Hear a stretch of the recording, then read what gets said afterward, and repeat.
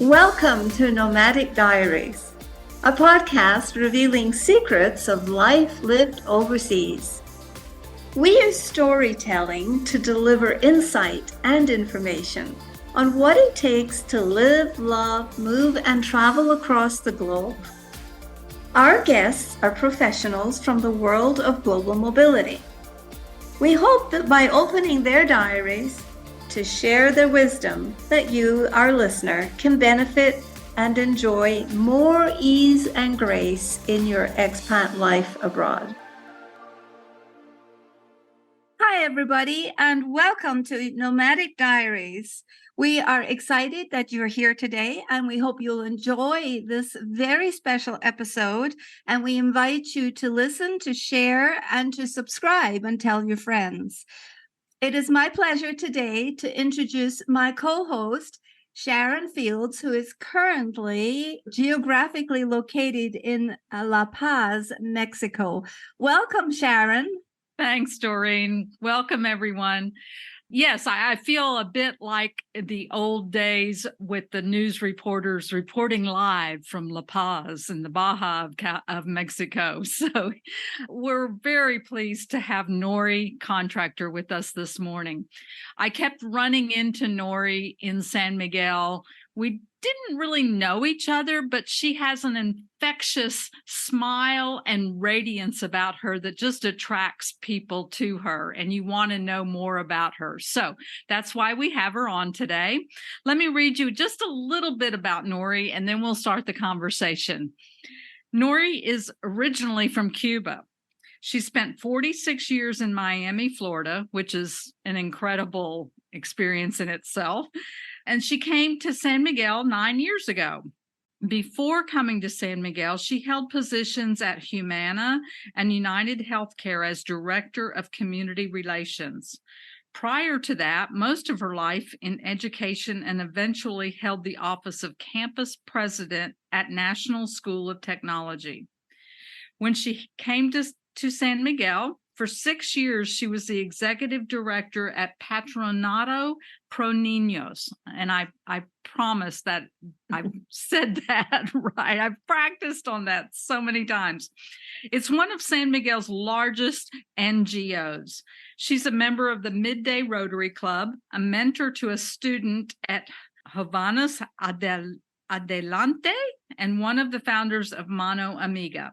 And that's an organization that provides microloans to women entrepreneurs in San Miguel de Allende. So that's pretty incredible. She most recently founded an El Estudio Creativo, a creative space for artists and artisans, and is also the founder of, tell me, Nory. Good morning. Yes, I recently founded Locale Foundation. And this is a partnership with a local platform that is called Locale, LOKKAL.com. And it is San Miguel's digital town square. Wow. Yeah. So it sounds to me like you're pretty passionate about providing opportunities for growth and creating quality life experiences in our community. And that's really right.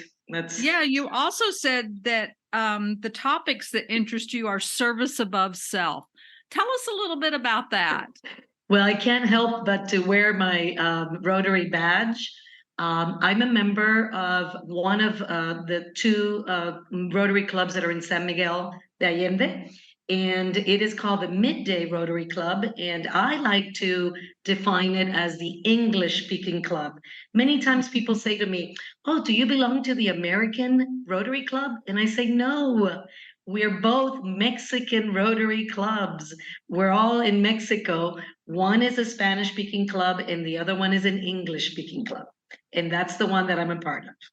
That's wonderful. Our motto is service above self, because we have to always take into consideration what is it that we can do to make our community a better place. That's excellent. And can you tell us a little bit more about the intercultural nature of the two clubs, please? Right. So, amazingly, even very recently, the club was pretty I would say, the basis of the club was mostly male, older, white, American, maybe Canadian. I joined the club 8 years ago when I arrived here. I've been here almost 9 years in a few months. And now we have really gone out of our way as members of the club to really make it a very multicultural club. So now we have a lot more women in the club. We have local, Mexicans that, of course, they have to be English speaking to, be able to join the club in the sense of, being able to be part of it, right, and know what's going on. But the other club, the Spanish only club, is our sister club, and they're a bunch of really, really fun people. As a matter of fact, their club meets on Wednesday evenings, and our club meets on Tuesday mornings. We call their club the Night Club. And that's because their meetings can go on until the wee hours on a Wednesday night. But they're lovely, and they're very service oriented, of course, as Rotarians. Can I ask how was that?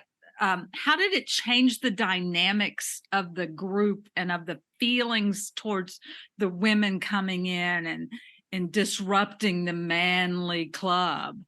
Well, to be honest, from the history that I've read about the Midday Rotary Club, there were women initially. And as a matter of fact, one of the founders was a woman, and she served as president. And then somehow some of these ladies, were gone, either by, laws of life, passing on or moving away or God knows what.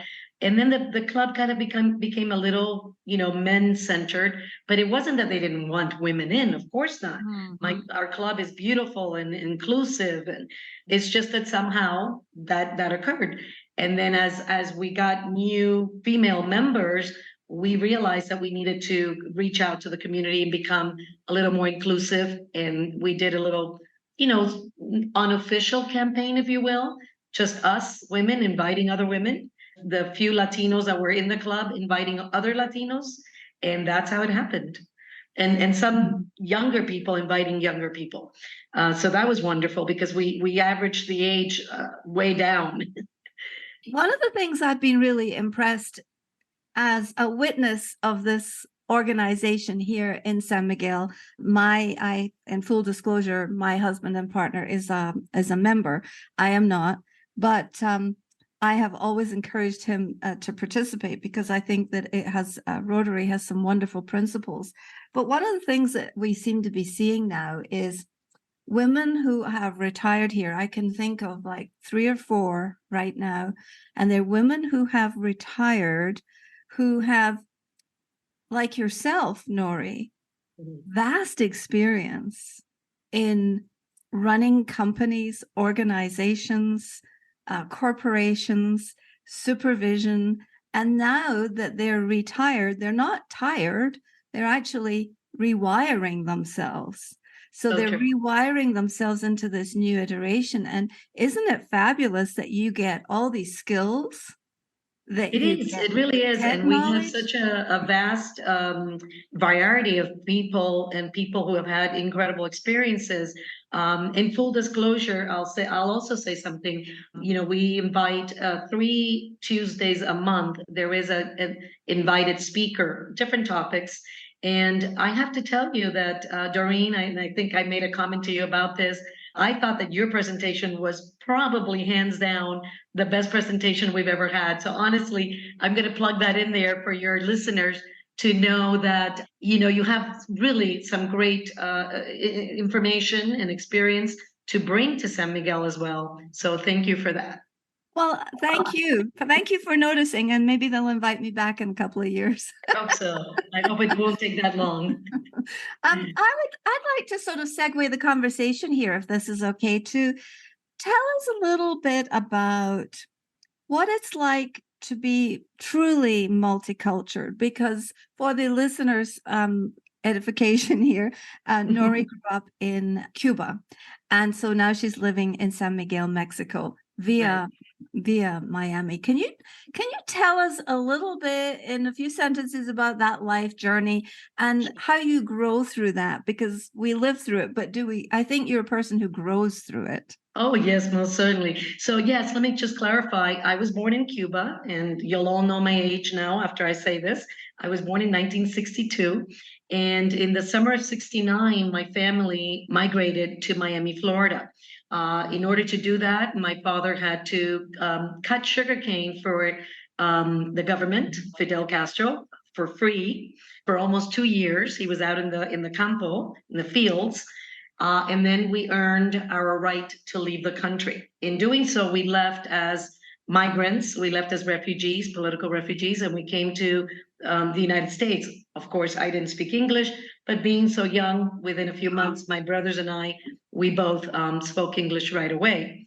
Coming here was quite interesting, Doreen, because I did not remember exactly that migratory experience because I was only 6.5. So one day, my husband and I have landed here in San Miguel. We had started the process to become residents of Mexico. And in landing here, we had to go to immigration. And there I am standing in immigration, getting a green card, right? Like a second green card. And that was like eye-opening, right? I was like, oh my gosh, I am a migrant a second time in my life, which is, quite interesting. So although I grew up in the United States, let me just say that I did grow up in a very, very Cuban household. We were not allowed to speak English at home at all. My father, yes. How cool. Pretty much said to my mom one day, I mean, think about this. There they are in their mid-30s. They have an almost 7-year-old, a 6-year-old, and a 5-year-old. And these kids are about to speak another language that they're not going to understand. And my father said to my mother, these 3 little devils speaking another language, it won't happen in this house.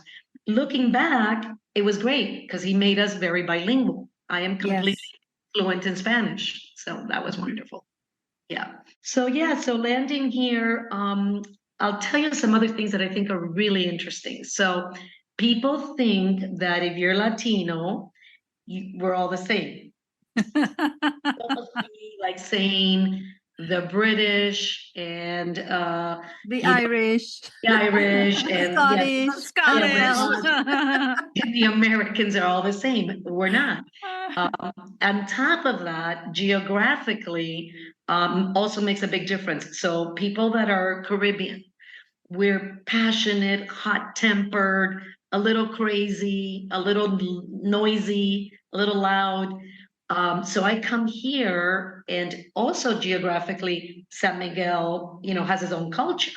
Because yes, we're in Mexico, but this, at the end of the day, San Miguel de Allende, Guanajuato, is a little city that has started growing recently, right? So it's not a major metropolitan city where, if you go to Mexico City or Guadalajara or, I don't know, some other major cities, even León, which is here around the corner, the culture is quite different. Here, the culture, they're very shy, they're very, very polite, very polite.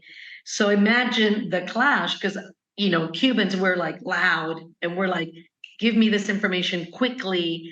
I'm not really going to salute you. So I took a course on Mexican culture.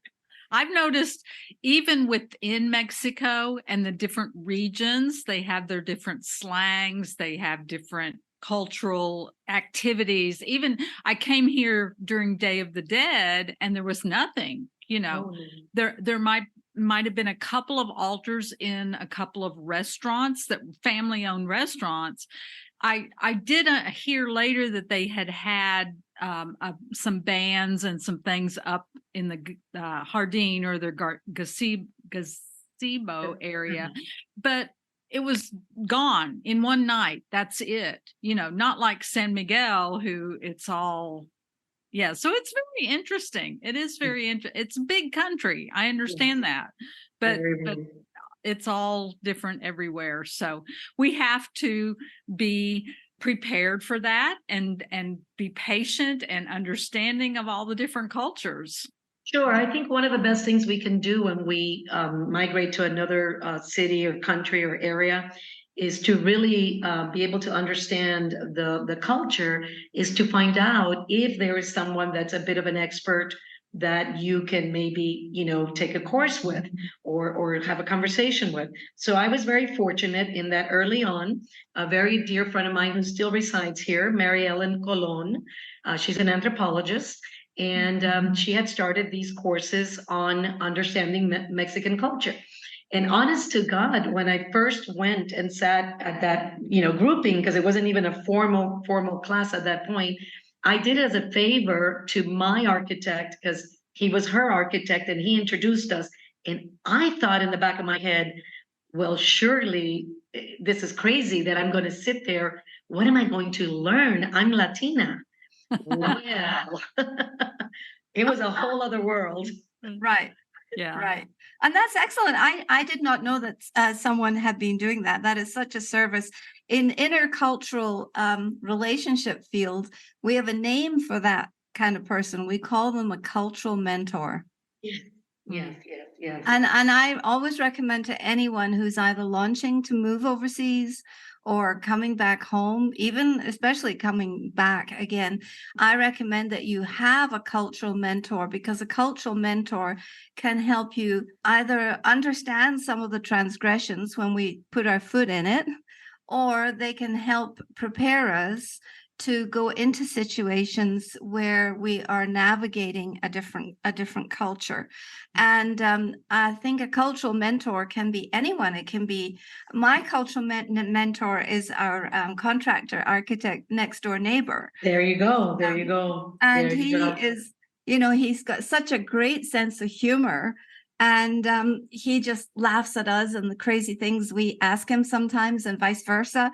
So it's really important to develop a sound relationship with someone that you know, love, and trust. Of course. To guide you across the cultures, because in this way, settling in becomes much better, doesn't it? It sure does.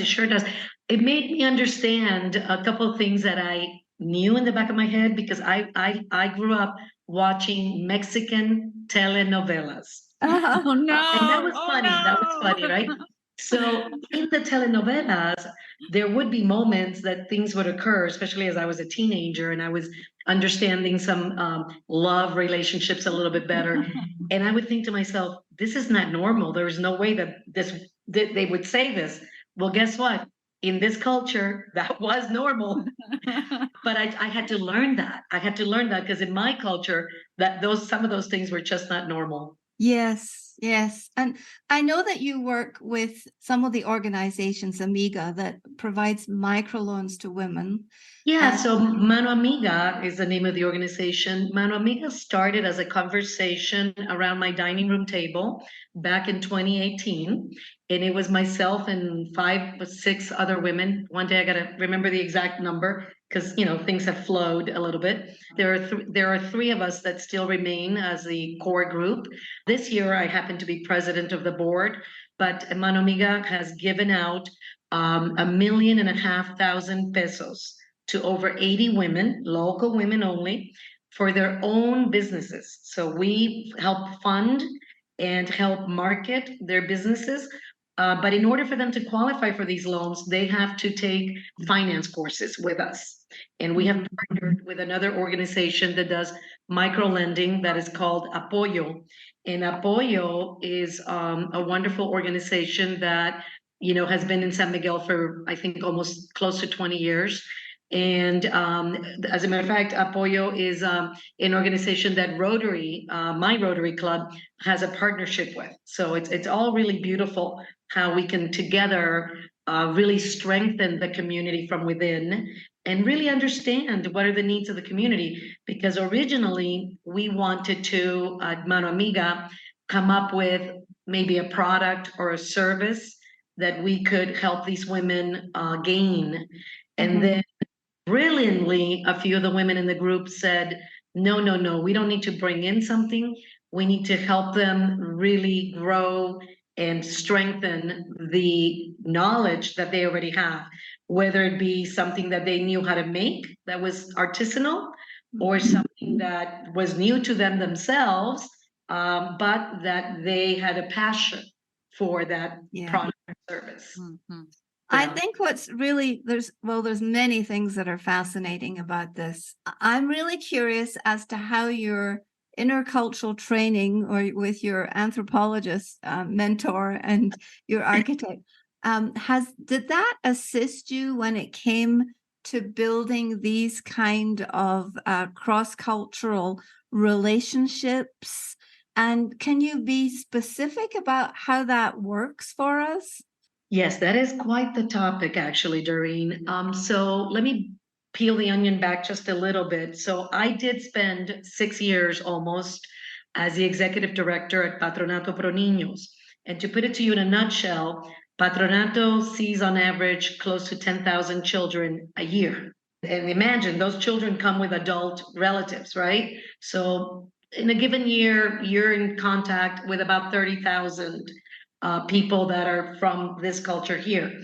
It was very interesting for me, and everything that I had to put into, what I had learned growing up Cuban, and what I had learned through my connections here with Mary Ellen and other people that really understood the culture, because I also had to bridge that knowledge with my board members, who for the most part don't speak Spanish, are not from here, have not taken the courses.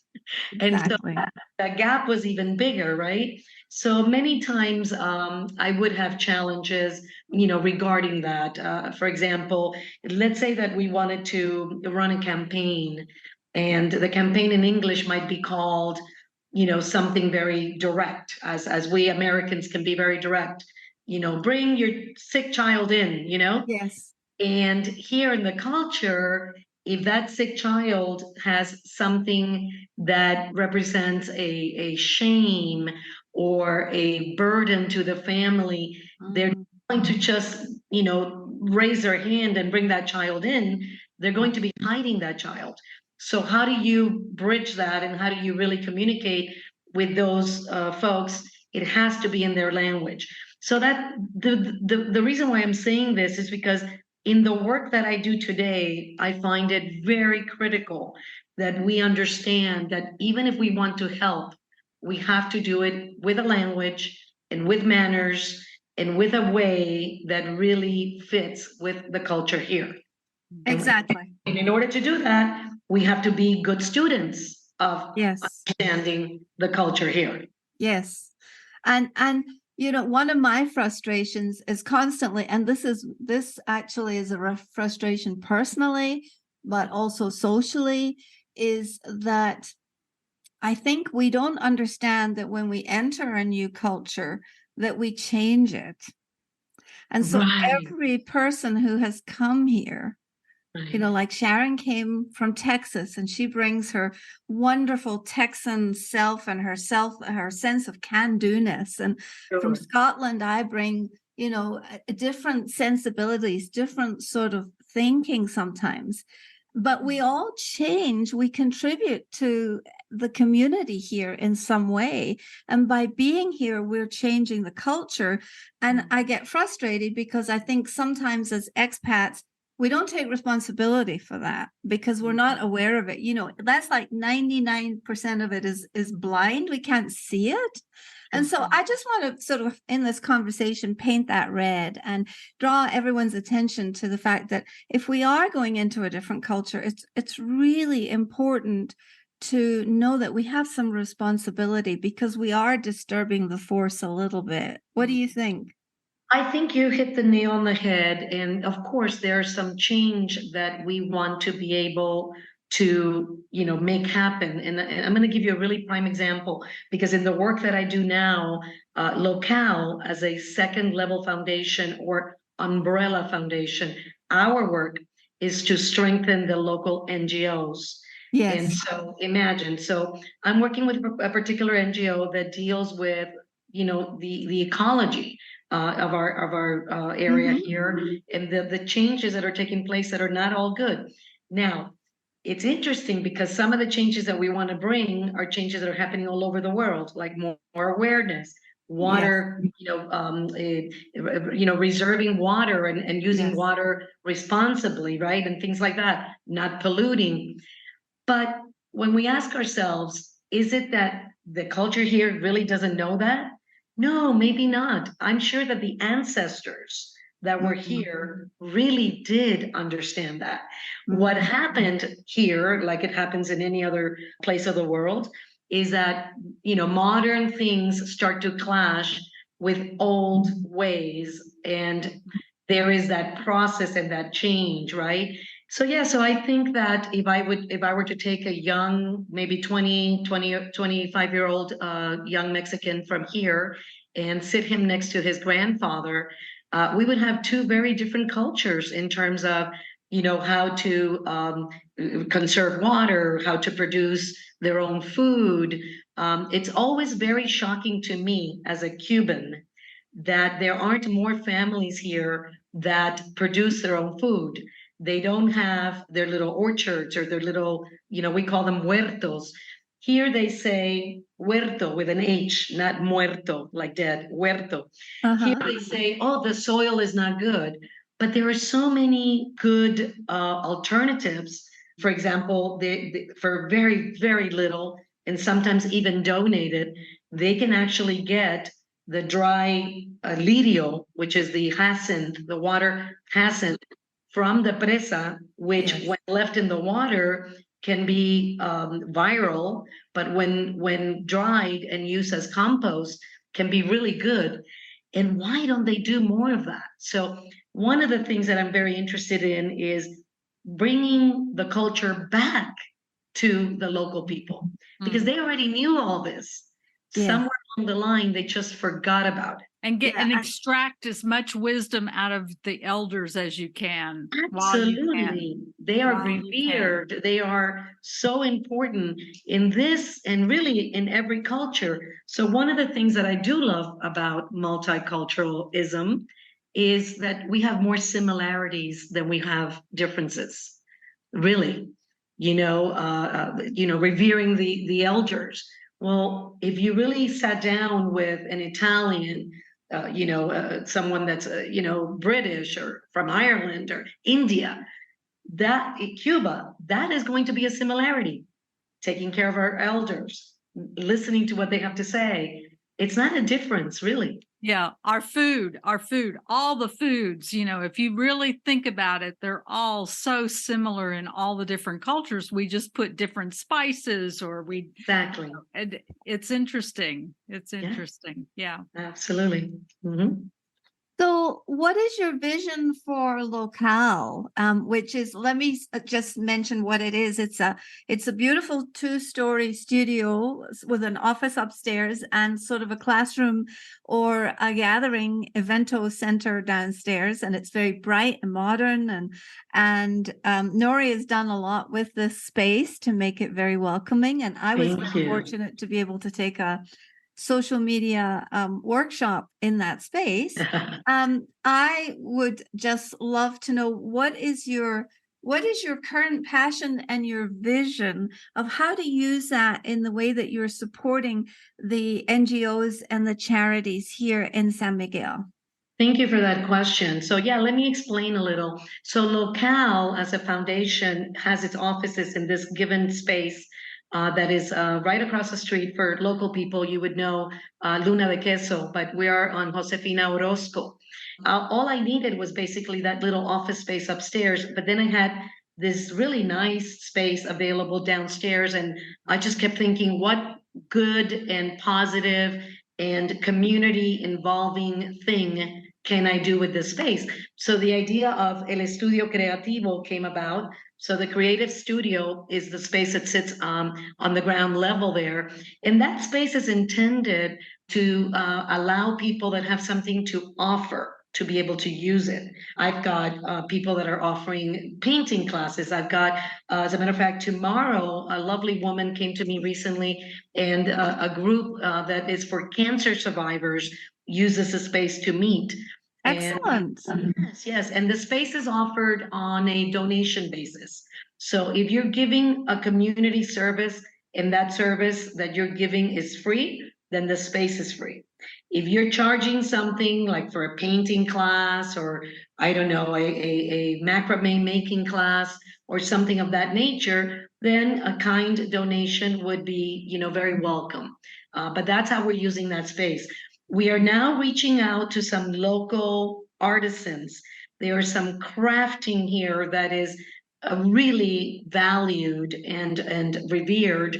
It's just that some of these crafters and artisans don't have a space in which they can continue to teach this and to share it. And that is the premise behind the Creative Studio. Excellent. Thank you. Well, it sounds like we've got a lot to look forward to as long as we hang around San Miguel, hey? I Sharon? hope so. Well, and there's, for our listeners here in San Miguel, there are a lot of opportunities, just a lot of opportunities to get out and meet people, to give back, to use Nory as an example for how to make your life of service. And it brings you such joy and happiness. And we want everyone to participate in some way.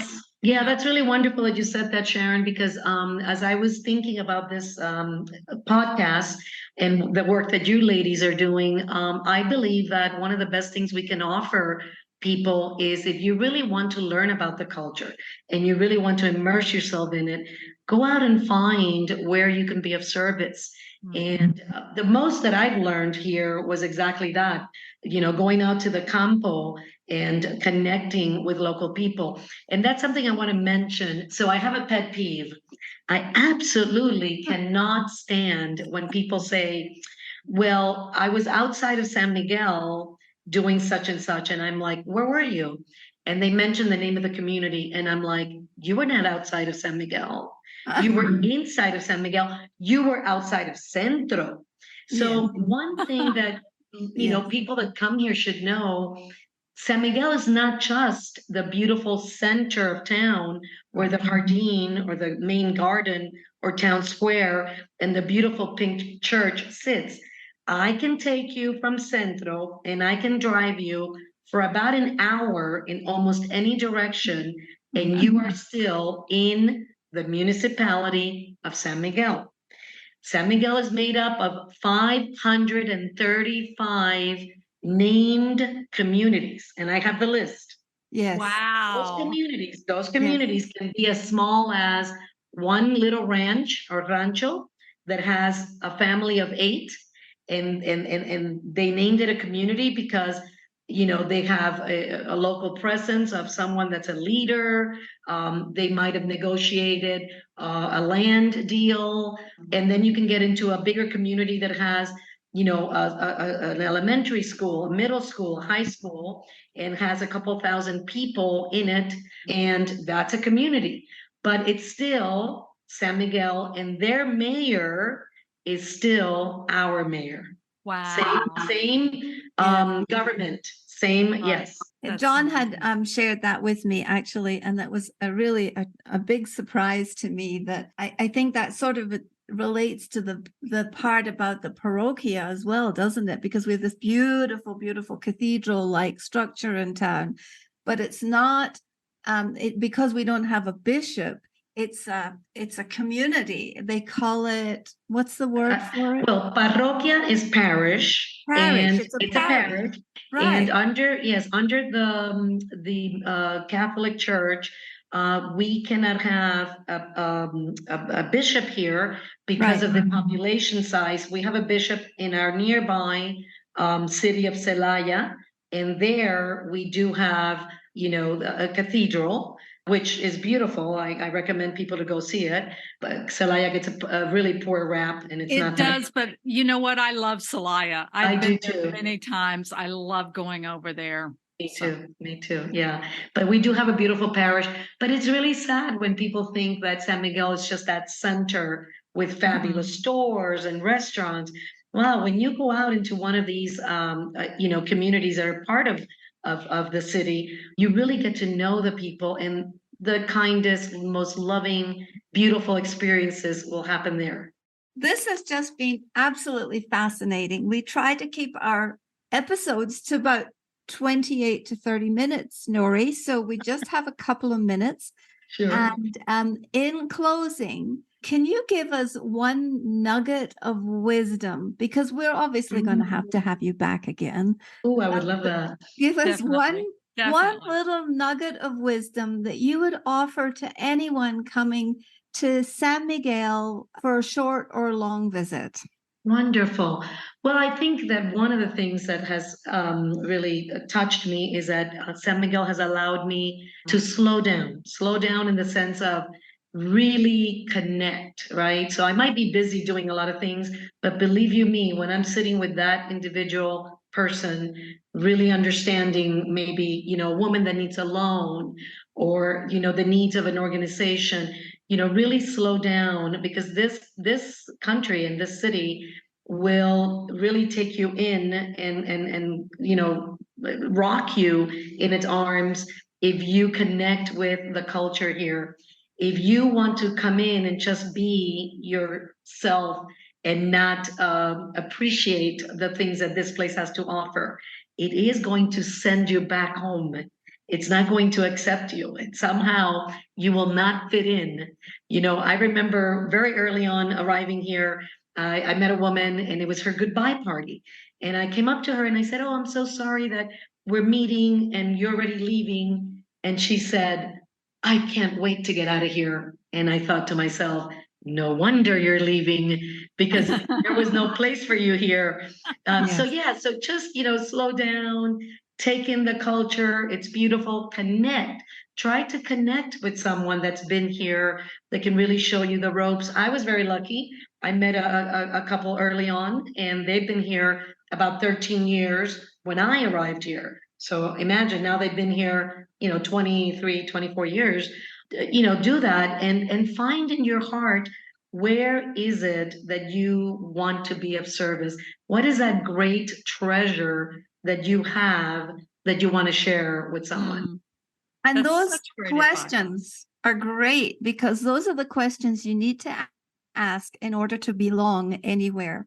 Yes. This is where belonging starts, is in Yes. asking those kind of questions. Absolutely. So before Sharon wraps this up, I would just like to say that it's been wonderful to spend this time with you, Nory. Thank you for sharing your wisdom with our listeners. And we hope that this will inform and inspire people around the subject of San Miguel. And there's a great quote about service above self that I'd like to finish with. It's, "Goodness is the only investment that never fails." And for today, I'm Doreen and I'm signing off, and I'll leave it up to Sharon to complete this. Thank you so much, Nory. We really appreciate you taking the time. We know you're a busy woman, but you have such great inspiration and words for all of us. I'd just like to remind everyone to subscribe, to like us on Facebook and Instagram, LinkedIn. You can listen to Nory on any of the major podcast platforms, Apple, Spotify, iHeart. Thank you again, Nory. We hope to have you back and see you around San Miguel, dear. Thank you, Nomadic Diaries, and keep up the good work. There's going to be some fascinating episodes, I'm sure. Thanks, Nory. Thank you. Bye-bye. Bye all.